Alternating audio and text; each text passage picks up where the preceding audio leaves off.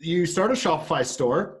And then at that point, was it just mostly local people buying? Because I'm assuming that you had somewhat of a local following, or at that time, did you also have some social media following, or how did you get the sales to the store? Yeah, totally. So it was just all organic at that point, and we were selling Wow. like I think the So first year we did like about. this, the store that came from Kamloops, that wasn't you guys going out there at all. It just came to you.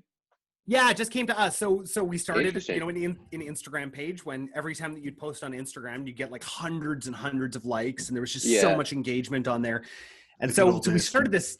Yeah, it was incredible, right? There's so many of the brands that I'm surrounded by now that had grown up on that. And actually now it's funny because they don't realize that they actually need to advertise now, right? Like Yeah. like those days are over. that insane organic reach. So at that time, we slowly built our page up a couple thousand followers, and people really started to like it.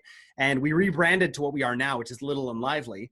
And we just slowly started making sales the best that we could. We had a bunch of sewers, like home sewers in the Fraser Valley.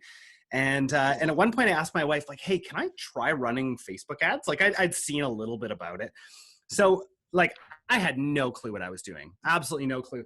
I think it was 2016. And I can actually look back now because we had the Facebook Pixel installed then, which I didn't even know Wow. what a Facebook Pixel was. Like I didn't know anything about tracking. Luckily, somehow I had it installed. I don't know how I did, but I can look back at my return on ad spend in those times. And I was getting like a 90. So like $1 in, $90 out. And I was running ads on Facebook for anybody who knows anything about the Insane. platform. Yeah. And I was running ads as engagement ads. So I was telling Facebook, go find me people who will engage with this, which is like not what you do if you want sales, right? Yeah. So I was running these engagement ads and somehow getting a 90 return on ad spend at the time. And all I was doing was taking posts and essentially just boosting them. That's all that I was doing at the time.